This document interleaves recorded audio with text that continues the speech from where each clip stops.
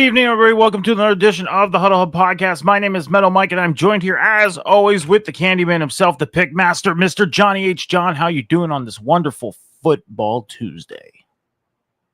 Well, great, man. We got a lot of good stuff to go over with the NFL, with the NCAA. I'm ready to get started, man. How are you doing? I'm doing all right, man. This thunderstorm that just rolled through was intense. I know. Came out of nowhere. It was nice, beautiful, sunny day. And then about an hour ago, we get nailed with a thunderstorm. And it's still going on. I walked early because I saw the Weather Channel app was like, it could rain and storm at this time. I'm like, okay, gotta go. Don't blame me for doing that. Well, let's get into it, John. We got, like you said, we are going to preview week 5 of the college football season. We are also going to get into the news coming out of the world of football, and we are going to recap week 3 of the NFL. Before we do, I want to let everybody know to head over to the Huddle Hub Podcast social media right now, over on TikTok, X, and YouTube at the Huddle Hub Pod, and on Twitch at the Huddle Hub Podcast. Make sure you're hitting that follow button, the subscribe button on YouTube. That's how you follow on YouTube and help us build the Huddle Hub Podcast going through the 2025 season and beyond. John, let's get into it. Let's recap week 3 of the NFL. And as I always ask you, what were your 3 games or more, 2 games, 3 games or more that caught your eye this week? What games were your highlighted games this week? Some of my games might be a surprise. And I'm going to start out with the Carolina Panthers dominating the Atlanta Falcons. Nobody saw that coming. The Cardiac Cats are showing some life. And they got their first win of the season. Yeah. Can this continue? I doubt it.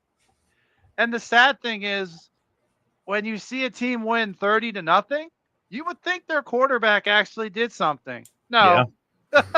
Bryce Young, 121 yards.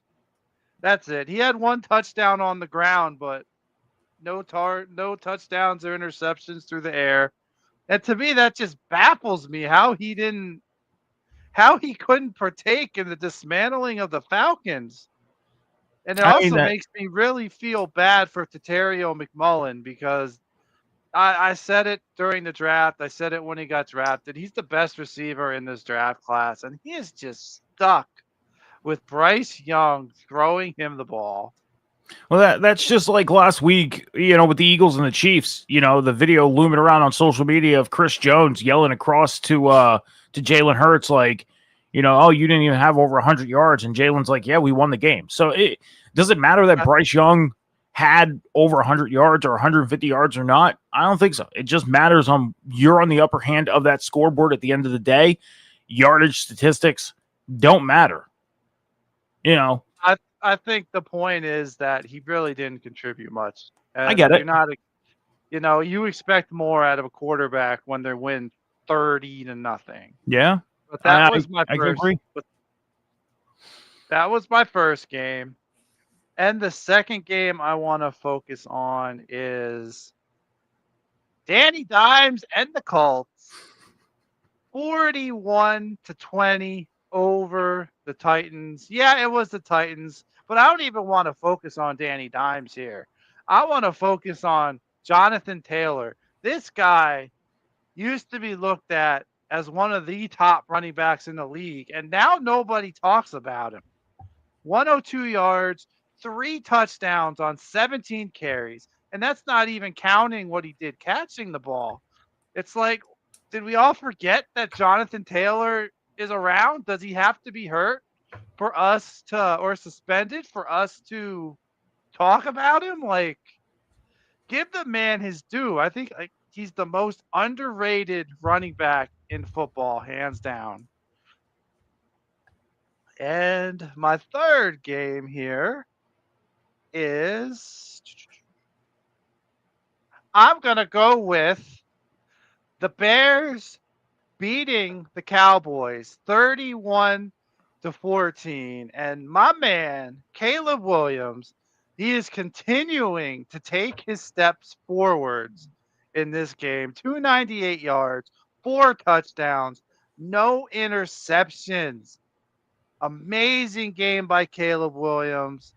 And this whole connection that Caleb Williams has with Roma Dunze, it's great. They had a solid connection their rookie year. They're building that chemistry, and now he's got that connection with Luther Burden III, their rookie receiver this year. The only thing about this offense I don't like is DJ Moore needs to get involved more in the passing. I don't know why Caleb isn't looking his way as much, but I mean, he hasn't had, I believe, over 70 yards yet. But I mean, maybe in time they'll get that connection, but he's the best receiver. Well, you would think he would be the best receiver on the team. Yeah. But the way that chemistry that Roma Dunez has with Caleb Williams, I gotta wonder that, man. Roma Tuesday is turning into quite the stud receiver. Last year. Oh, sorry. Thought you were done. Oh no, I was just about to ask if you what your games were. Well, I was about to say, like, last year was the return of the running back position. We've seen running backs kind of just come out of the woodworks and start. I mean, Saquon Barkley, Derrick Henry. The running back position was the highlighted position last year that came out of the woodworks. For the past couple of years, it's been the wide receiver position. This year, it seems like it's the tight end position so far. Look at the game that Tucker Kraft had last week in Green Bay. Look at the game that Mark Andrews had last night in Baltimore, in the Baltimore game against Detroit. It's the tight end position, I think, may be the highlighted position this year. Because when you look at the running back position right now, out of all the running backs, the one that stands out, even though he had a bad game against Cleveland last week, Derrick Henry. I mean, in week 1 and week 3, he balled out last night, balled out in week 1. Week 2 against the Browns, had a rough game.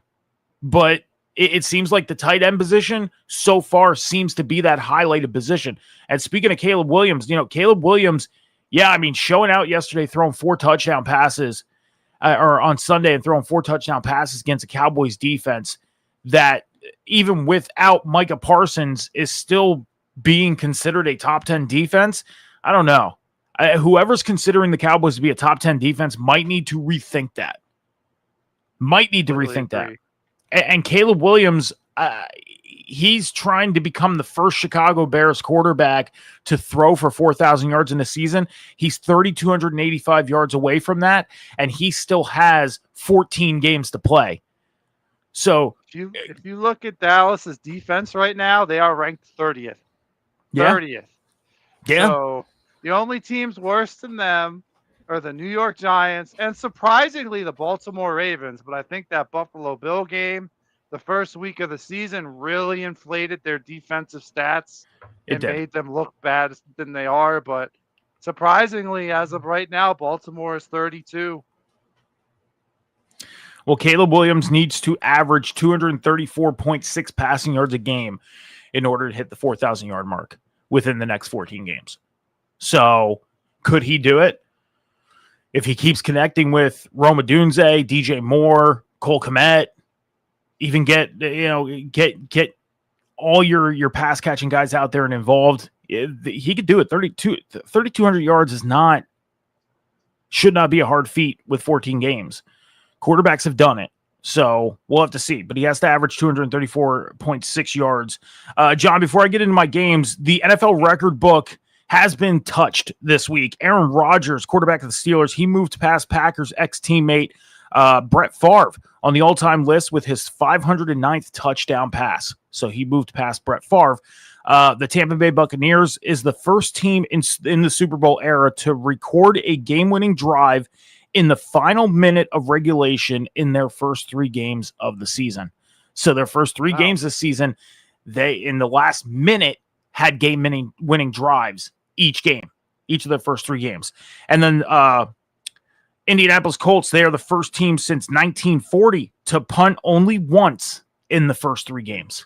Finally had their first punt. I know they were making it a big deal that, this is the first team ever to not punt in their first 2 games. And I'm like, okay. Well, they only punted once this past Sunday. And the last thing that touched the record books was Sunday featured, this past Sunday, it featured 7 games in which the winning score came in the final 3 minutes. And it's the most games since 1970.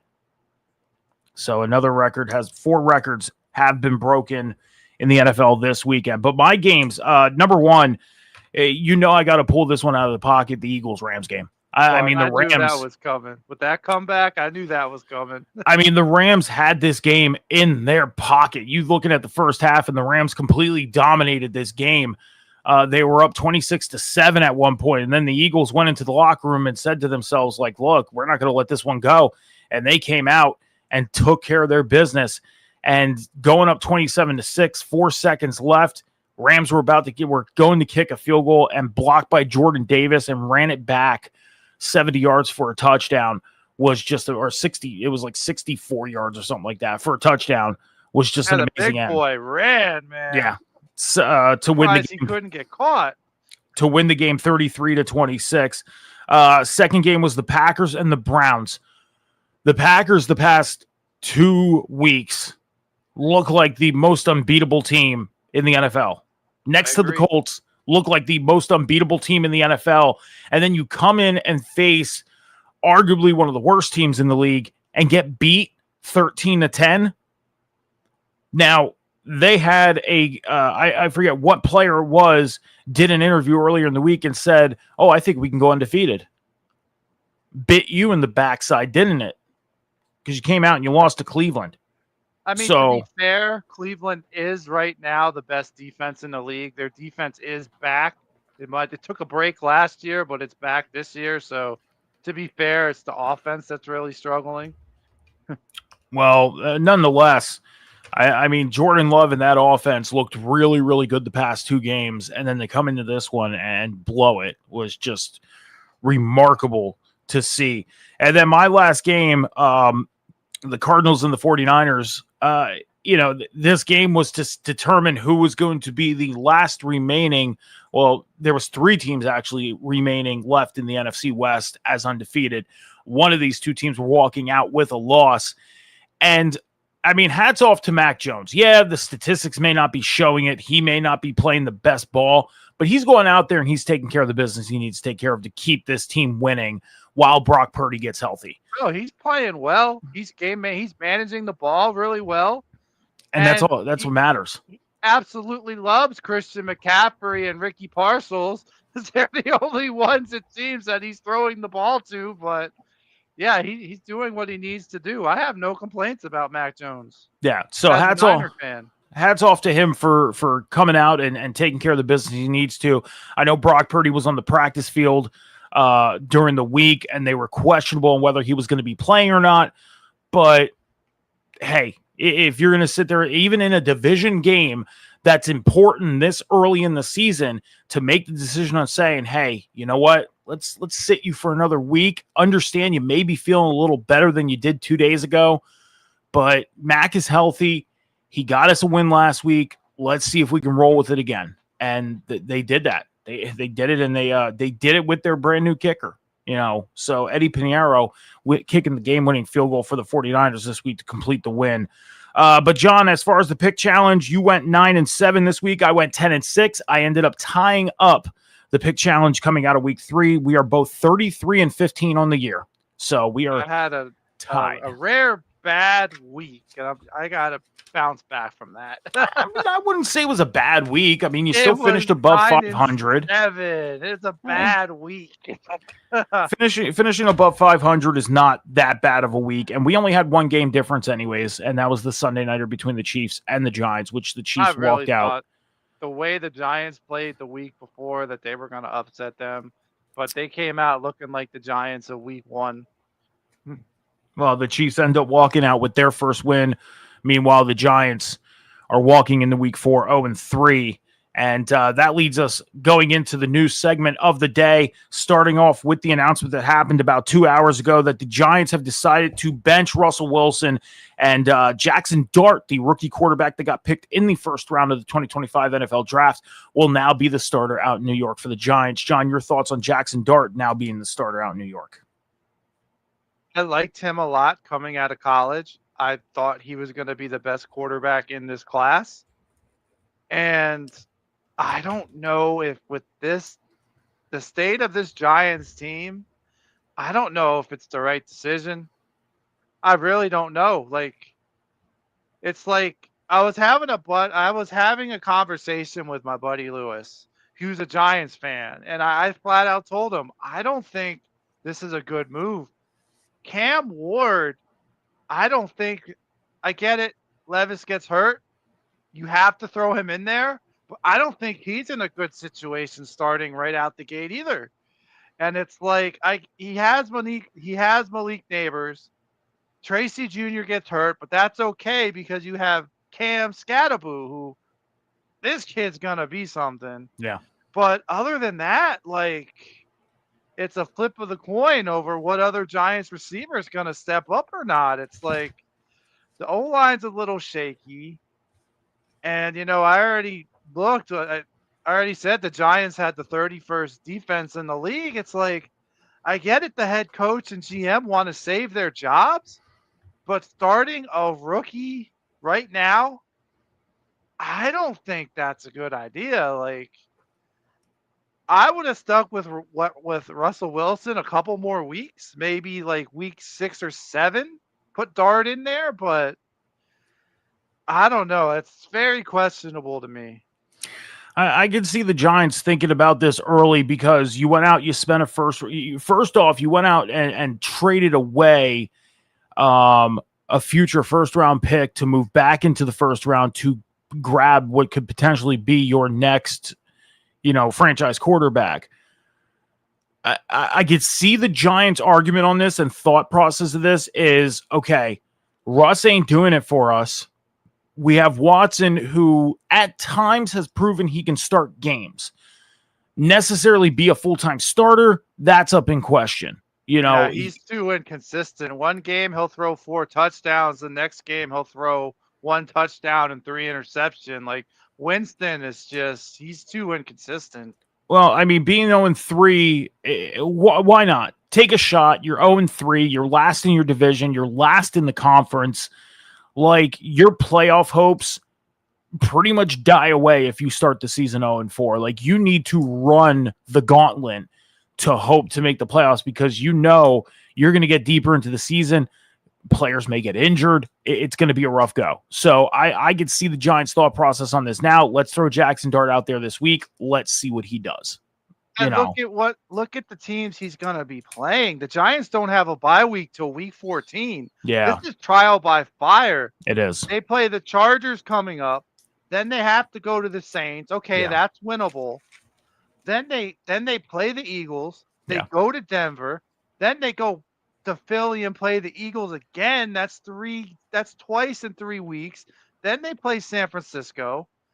I mean, Chicago, Green Bay, Detroit. This trial by fire. This kid's gonna learn real quick what the NFL is about. Yeah. So we'll have to see what Jackson Dart does against the Chargers this Sunday.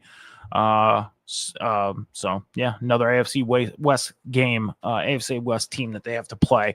I did miss 2 record things that happened, one for the NFL, one for a team. Matthew Stafford, quarterback of the Rams, he threw his 382nd career touchdown. That moves him into 9th place all time in the NFL when it comes to touchdown passes. So another step closer, like you said weeks ago, another step closer to the Hall of Fame. So, and then Torrey Horton, the kick returner out in Seattle, he ran back a 95-yard punt return, which is the longest punt return in Seahawks history. So, a record there. An impact right away, man.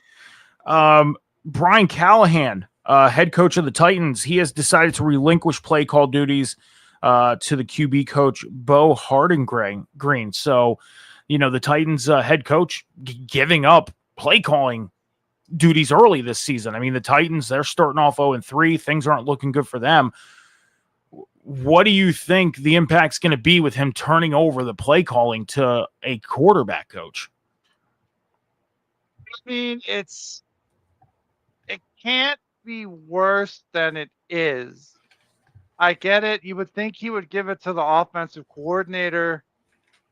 It's an interesting move, and I want to see how this plays out, but it can't be worse than how the Titans are right now. Yeah. So let's just see how it plays out.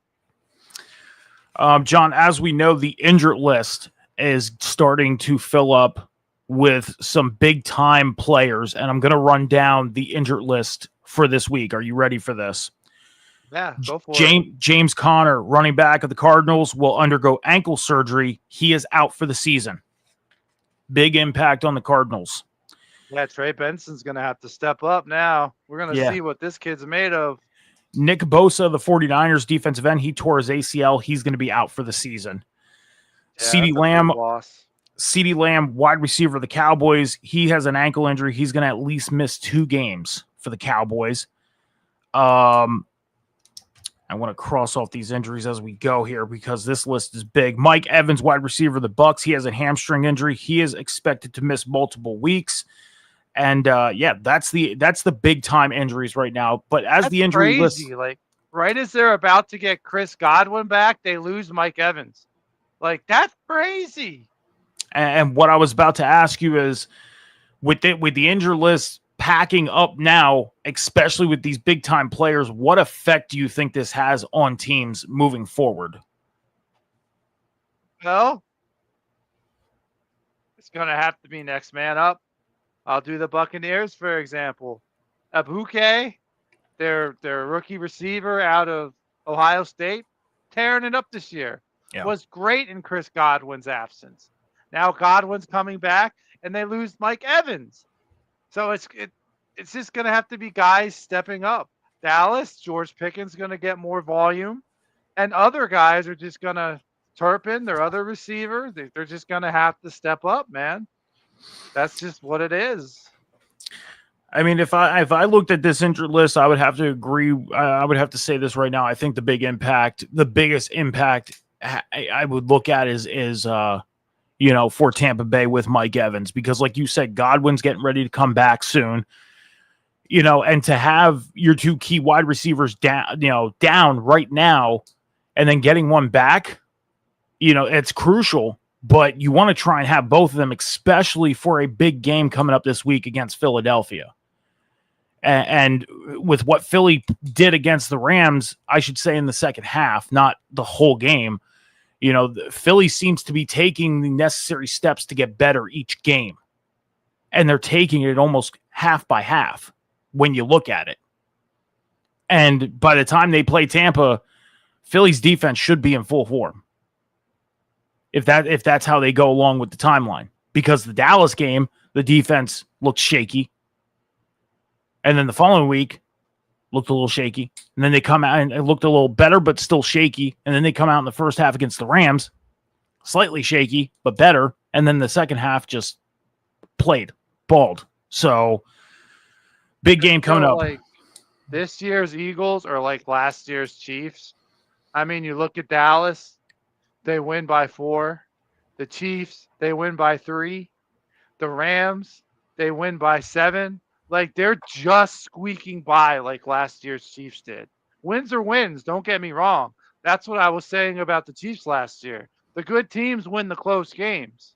Yeah. But it's just crazy how every week has been a 1-score win for them.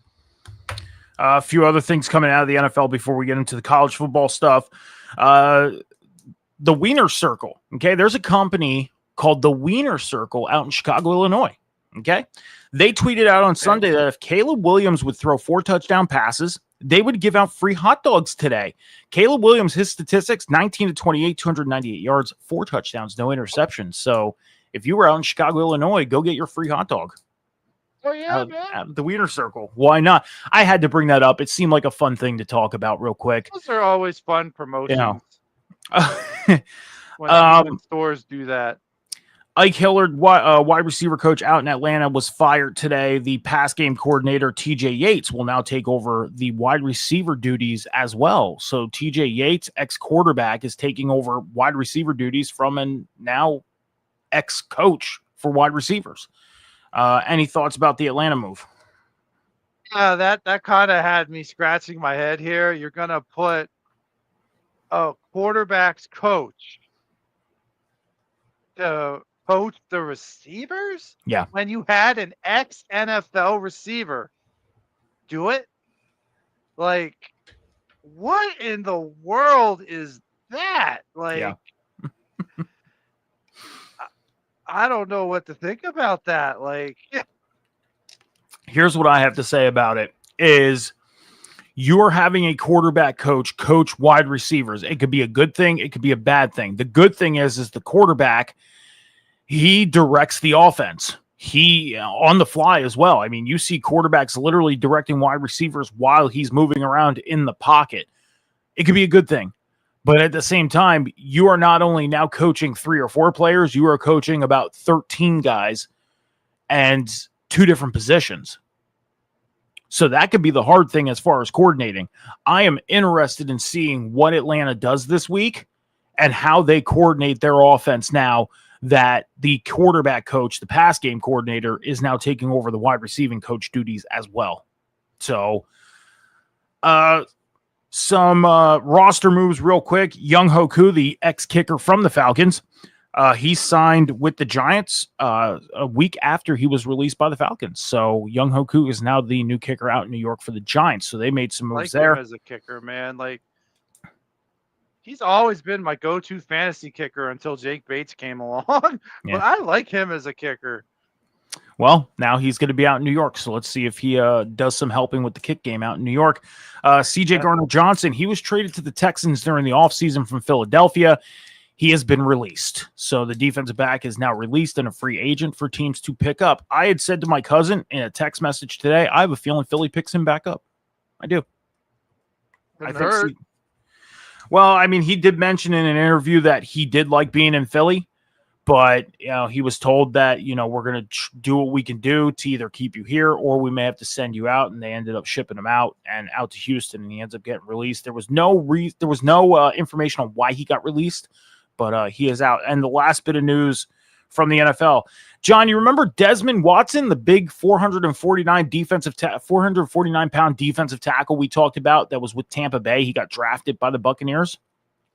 Yeah, they made the man do training camp barefoot, and then they cut him. Well, they ended up cutting him when training camp was over. Well, today they signed him back onto their practice squad. Good. So the 449 pounder, he was on the IR because of his weight loss program they had him on. And now he's part of the practice squad. So the Buccaneers figured out a way to have him back on the roster. So for him, I'm rooting for this kid. I am rooting for this kid. So, but that's all we got from the news coming out of the NFL. We're going to take about 15, 20 seconds and we will get right in to the college football stuff. Please head over and follow the Huddle Hub over on social media. We'll be right back.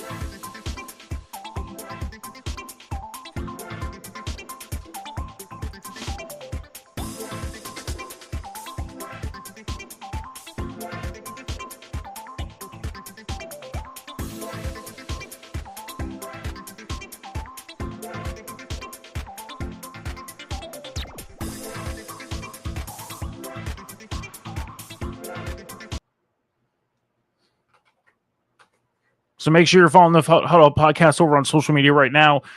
YouTube and TikTok at the Huddle Hub Pod, over on Twitch at the Huddle Hub Podcast. On YouTube, you got to hit the subscribe button. That's how you follow on YouTube. You don't have to pay anything. You hear subscribe, you think, oh, I got to pay something. Well, you don't. That's how you follow on YouTube. Oh my gosh, I got to catch my breath. Wow. That's how you follow on YouTube. You don't have to pay anything, nothing come out of pocket, but that's how you follow on the YouTube. So please hit that subscribe button. Help us build the Huddle Hub Podcast going through the 2025 NFL season and beyond. And over on the Twitch channel, all the links to all the social medias are in the bio. All you have to do is click and it will take you right over to the social media you desire to follow. Hopefully you guys go and follow all of them. It would definitely be appreciated. It would be.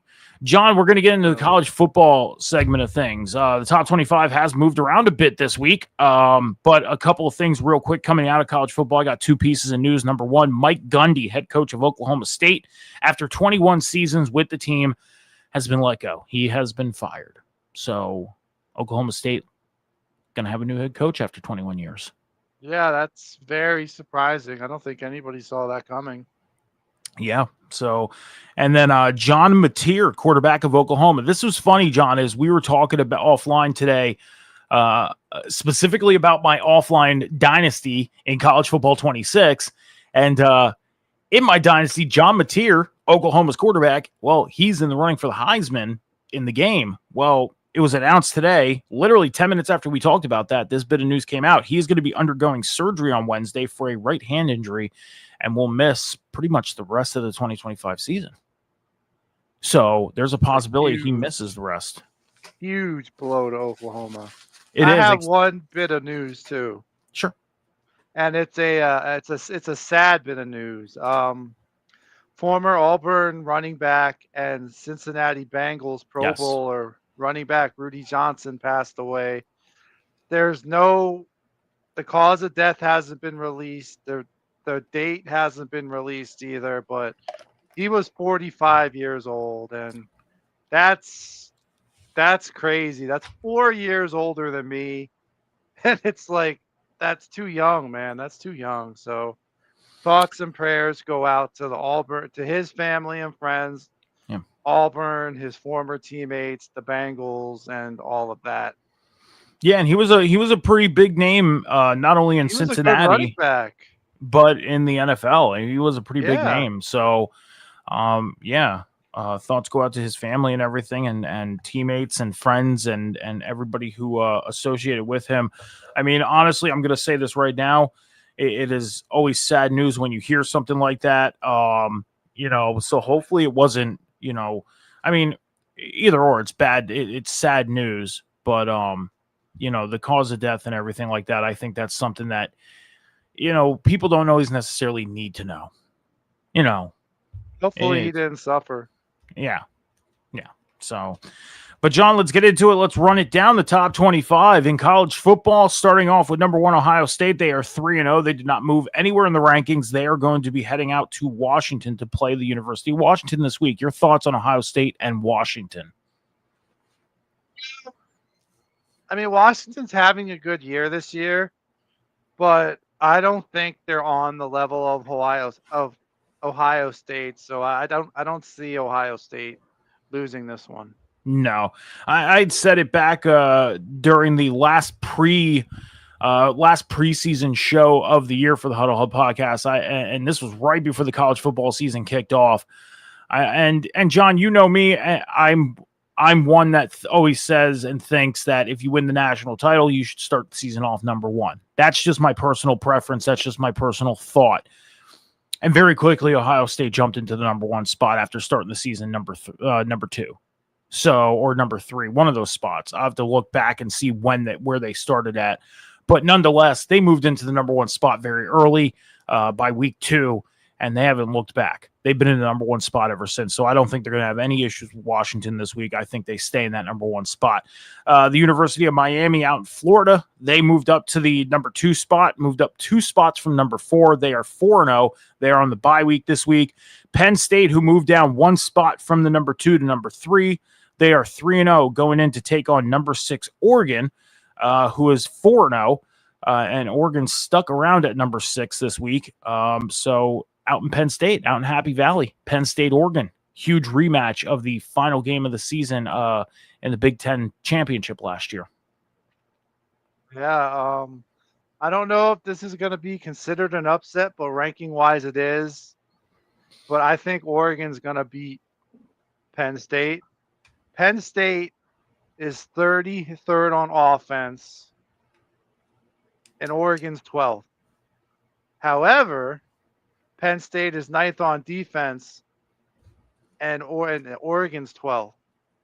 So I think the slight notch on offense is real. What's going to be the difference in this game, and what Penn State's going to need to do to win this game is they're going to have to stop Oregon running back Jaden Lamar. Penn State is 6th in the nation in rushing the ball. Okay, Penn State's run defense, 20th. If they have any hope to stop Oregon, they have to stop Lamar. And what does Oregon have to do? If Lamar gets stopped, their quarterback Dante Moore, he needs to do his thing. He's got 962 yards, 11 touchdowns, 1 interception, and a 74.7% completion percentage, which is fifth in the nation. This kid is a baller. Penn State is eighth in passing defense. So this is going to be a close game, but I think the slight difference in how good they are in offense is going to be the difference here. So that's why I have Oregon upsetting Penn State. I mean, I could definitely see this being a defensive battle. I think it might come down to whoever turns the ball over first. And when you look at Drew Aller, I mean, Drew Aller, he only has 626 passing yards this year, 4 touchdowns, 1 interception. He's turned the ball over once. If he can keep that interception number to a minimum, because, again, Oregon's defense, could they force turnovers? Yeah, they can. I think this comes down to whoever turns the ball over either first or the most. And whoever either doesn't turn the ball over or turns the ball over the least is going to win this game. This is going to come down specifically to a defensive battle. Am I saying it's going to be low scoring? No, it's not. It's going to be a really good game with a pretty decently middle score, maybe 20s, 30 points on each side. It's going to be a fight between these two teams. And I think Penn State is out for revenge after losing that Big Ten championship game last year. I do. And this is their opportunity to get that back, So I'm definitely going with Penn State in this game. I am. I mean, I'm not just saying that because they are my team. Because if I felt Oregon was going to win this game, you know me, John, I'm a realist. I would definitely sit here and tell you I think Oregon wins this game. I know you would. That's fair. Number 4, LSU, they moved down one spot from number 3 to number 4. They are 4-0. They are heading into Ole Miss, who moved down to number 13. Actually, they stuck around at number 13. They are also 4-0. So what do you got on Ole Miss and LSU? I think Ole Miss is going to upset LSU in the Bayou. Why?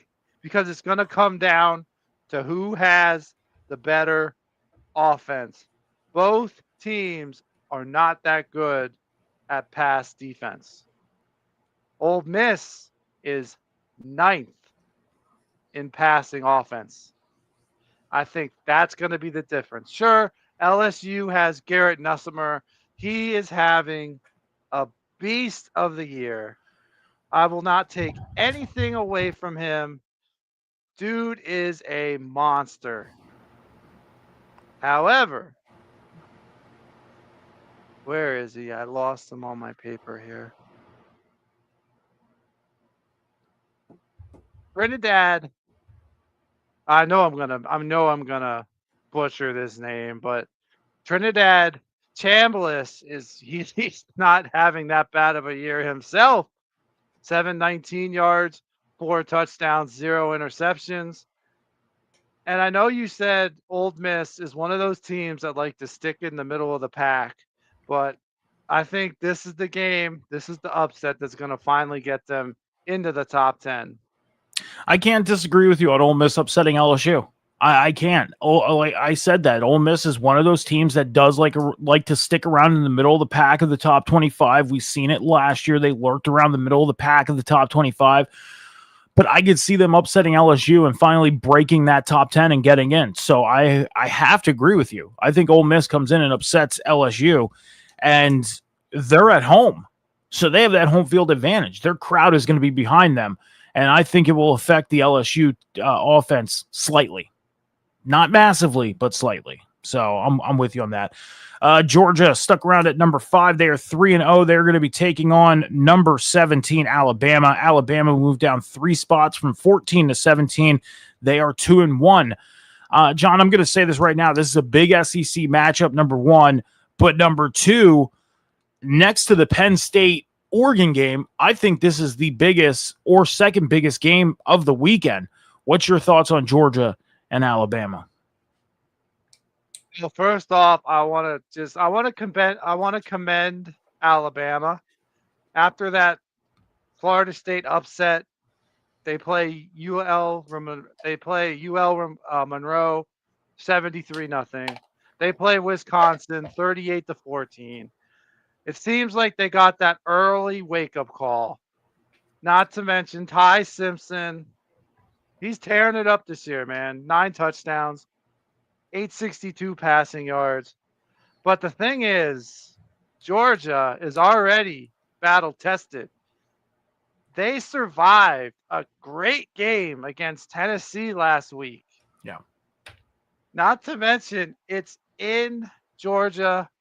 I don't think LSU is ready. I mean, not LSU. I don't think Alabama is ready to go into Georgia right now with the current state of their team and beat them. So I think Georgia's going to take it at home. I'm with you. I'd have to go Georgia over Alabama. That Florida State game, it may have been a wake-up call, but you also got to look at it as that was a test for Alabama, a tough test for Alabama. And since then, they came out and faced two teams that they guaranteedly were going to win. Yep.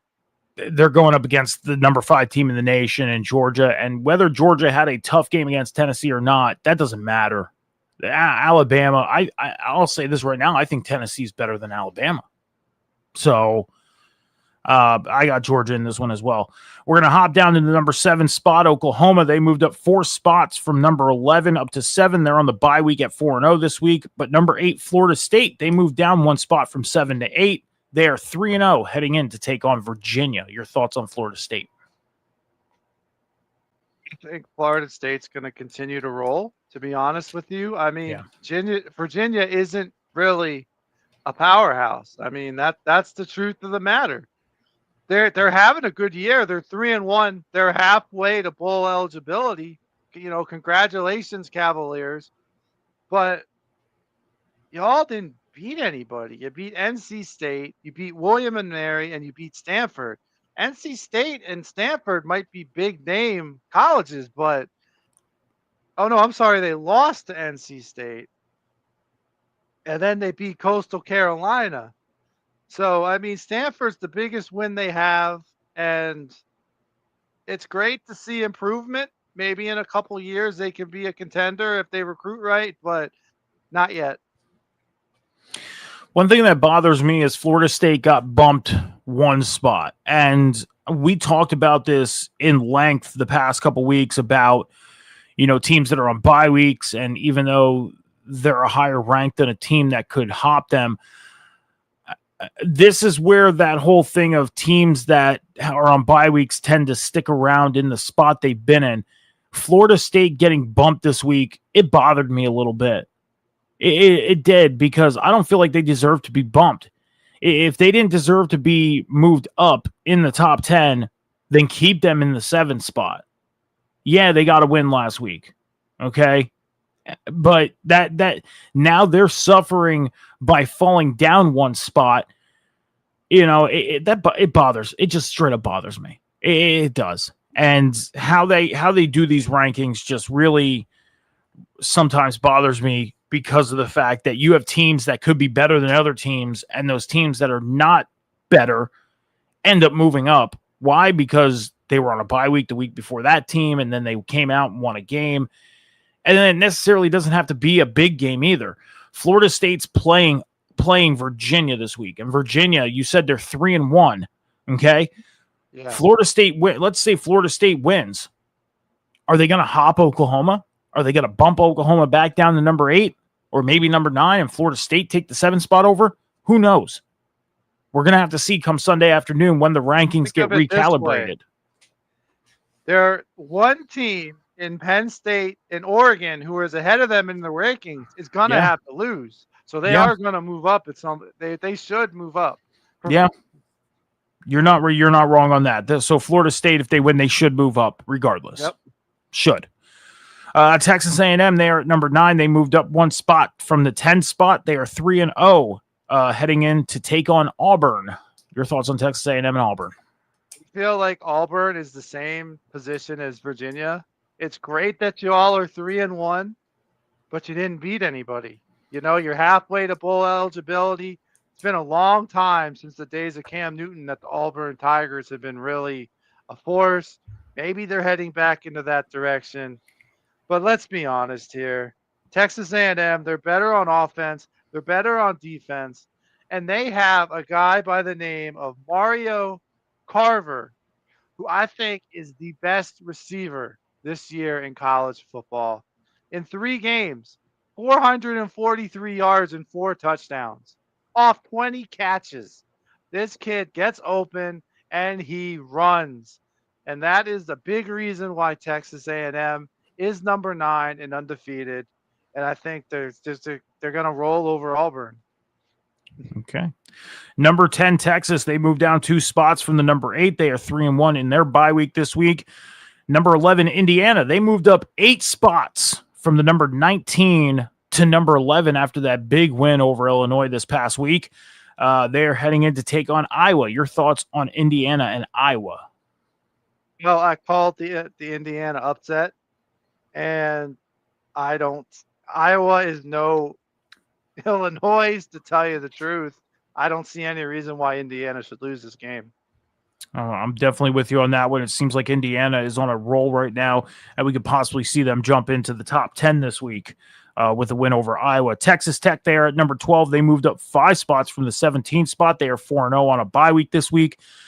Number 14, Iowa State. They moved down 2 spots from number 12 to 14. They are going to take on Arizona at 4-0 this week. So your thoughts on Iowa State and Arizona? That's a battle of unbeaten teams. But again, who did the Wildcats really beat? They beat Hawaii. They beat Weber, or Weber State. They beat Kansas State. No, it's I'm sorry. No, Wildcats. You're not ready to compete with Iowa State yet. It's going to be the Cyclones. Tennessee, they stuck around at the number 15 spot these past 2 weeks. They are 3-1 heading in to take on Mississippi State. Your thoughts on Tennessee and Mississippi State? So I want to commend Mississippi State for being 4-0. So they're just about at bowl eligibility. So congratulations, guys. And one of their wins was an upset over Arizona State. So quality opponent there. But I feel like Tennessee is just rolling right now. Joey Aguilar, man, this kid is an amazing quarterback. He is an amazing quarterback. I'm becoming more and more of a fan of this kid.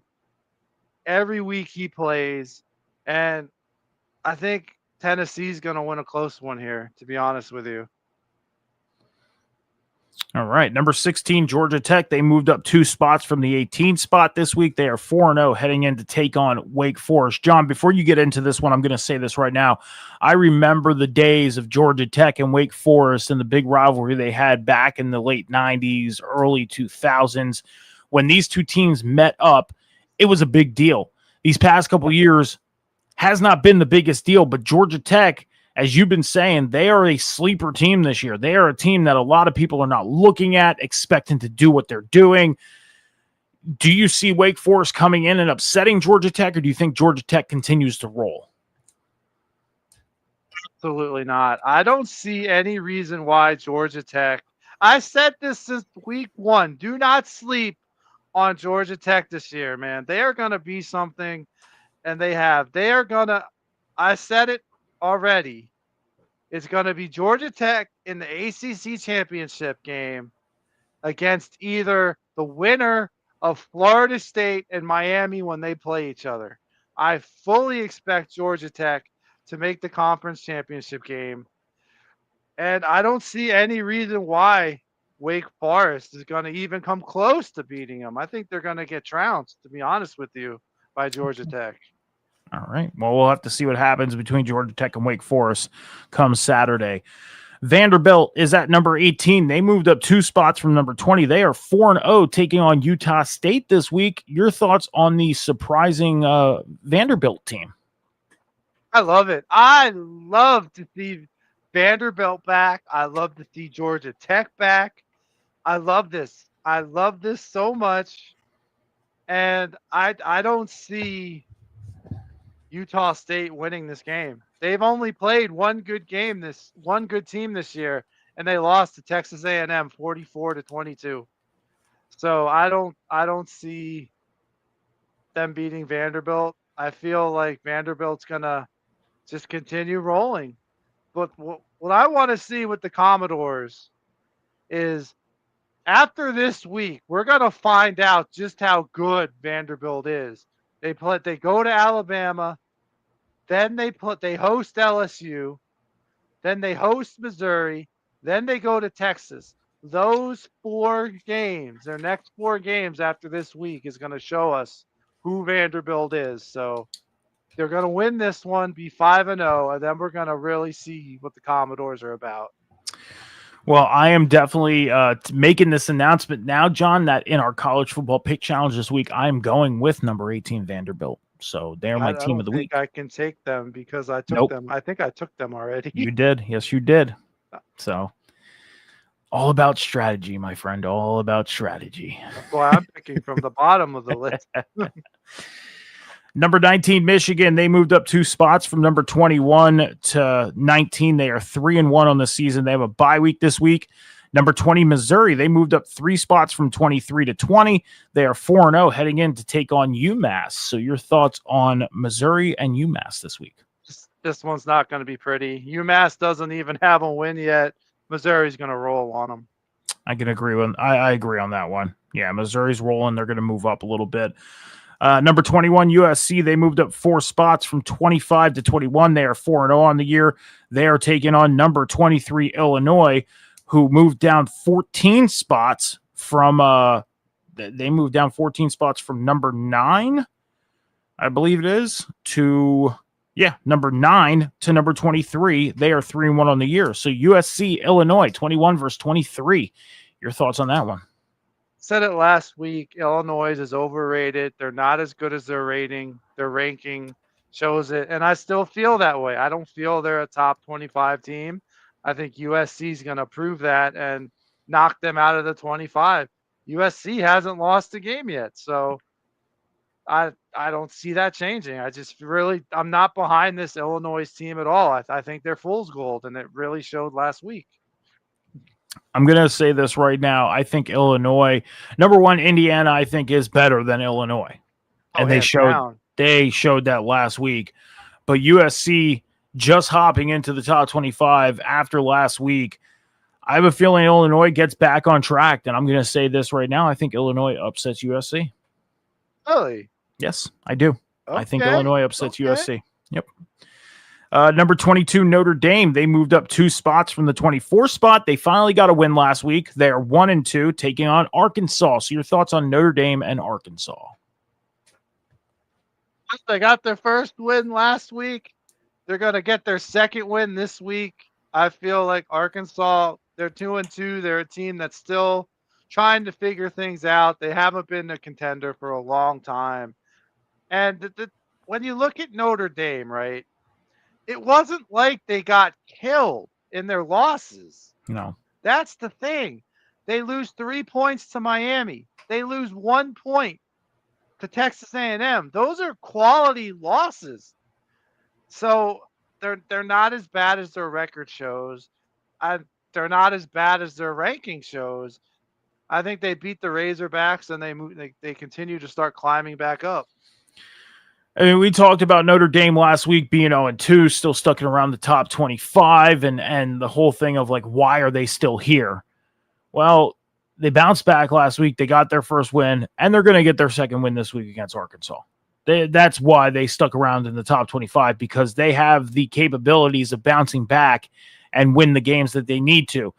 You look at the top 25, and there's some teams, late in the year last year that had 3-4 losses and were in the top 25. Notre Dame is showing that, hey, we could lose our first 2 games, and it's not going to matter, because what matters is when we play teams that are, in our conference, or big name teams like a Tennessee or Penn State or Oregon. In a conference. I know they're not. I'm just saying when they get into the games that they have to play that really matter, the big games like a Tennessee, Penn State, Oregon, Notre Dame. I'm just naming off the big name teams. Yeah. When they get into that realm and have to win those games in order for it to matter. That's why. So they're sticking around right now, and we'll probably see Notre Dame start to climb back up into the rankings these next couple weeks as the time goes on. The big question is going to be is when they get into that big game realm, Can they stick around? Are they good enough? Because of starting 0-2 and not winning the games that they should necessarily be winning right off the bat. That should have helped them, but it didn't. So, number 24, TCU, they moved into the rankings this week. They are 3-0, taking on Arizona State. Your thoughts on TCU and Arizona State? My heart wants me to pick Arizona State because I really like their quarterback, Sam Livet. I liked him last year. He was part of the reason why he basically was the reason why Arizona State won the Big 12 last year and made the playoffs. But I can't do it. I'm going with TCU for one reason. Okay, TCU has the 14th offense in the nation, and they have the 6th best passing attack in the nation. You flip the script, Arizona has the 101st ranked passing defense. I think TCU is going to pass all over Arizona State, and that's why I can't listen to the heart there, and I got to go TCU. All right. Final team in the top 25, BYU. They moved into the top 25 this week, 3-0 on the year. They're going to be taking on Colorado. So your thoughts on BYU and Colorado? Colorado will win this game. I'm sorry about that. Erase that, reverse. BYU will win this game because this is the same old Colorado team we've seen last year and the year before that. They can beat the bad teams. Colorado's 2-2. They beat Delaware and Wyoming. Whoop-de-doo. Their losses, Georgia Tech and Houston. Okay, this is the same team that had that same problem last year. And last year, they had Shedeur Sanders and Travis Hunter on their offense. This year, their offense isn't nearly as good. And BYU beat them last year in the Alamo Bowl 36-14 with Sanders and Hunter there.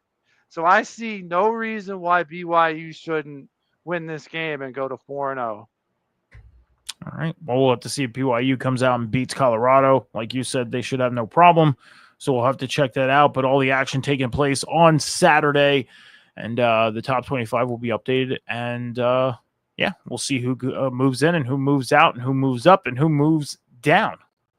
Yeah. So, shaking and baking. But, John, that's all we got. 60 minutes. You know, John, on a Tuesday night, you know, we move 60 minutes, come in, talk some football, and it's great that we had the addition of this second show here on the Huddle Hub podcast. We are rolling here. And just to let you guys know, we are on social media on X, TikTok, and YouTube at the Huddle Hub Pod, and over on Twitch at the Huddle Hub Podcast. So go hit the follow button on all the social medias.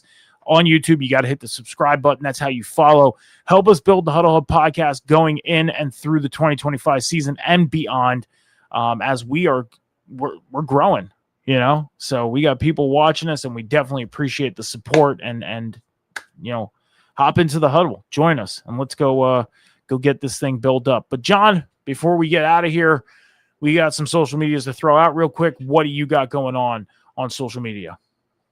All right, on YouTube, Candyman JH. As you know, Mike and I are doing the Huddle Hub College Football Online Dynasty. We're just about finished with the second season. Those videos will probably start rolling out next week as we begin our third season. So check it out, man. It'll be on the Huddle Hub YouTube channel and Candyman JH YouTube channel, as well as I'm on Twitch, the Candyman JH. Just add the and just follow me. Then you can see me play live, whether it's Dead by Daylight, whether it's, what else do I play? College football. Our Dynasty, yeah. Yeah. You do some exclusive lives where you play a season game from our Dynasty on live. So I do, yeah. Yeah. And that's the great part. And I was starting to think about doing that as well, hopping onto my Twitch channel and playing my season games live so people can go watch it. So gonna have to figure that out. But go make sure you're checking out everything John is doing on social media, not only on the Huddle Hub Podcast YouTube channel, but as well as on his personal Twitch and YouTube channel. You can find me at MetalMike714 on Instagram, X, TikTok, and Snapchat. If you want to follow me on Twitch as well, that's the name on Twitch. Like I just said, I'll probably start doing my season games live as well on Twitch so you can see the progress. But that's where you can find me on the personal. And as far as here, I'll be back here on Sunday with Cam as we get you ready for week 4 of the NFL and we recap week 5 of the college football season. And plus we'll have the news that comes out between now and Sunday in the world of football. With that being said, be good to each other, be kind to each other, take care of each other, be patient with each other. Remember, the world is not moving as fast as you think. We'll see you guys on Sunday. Deuces.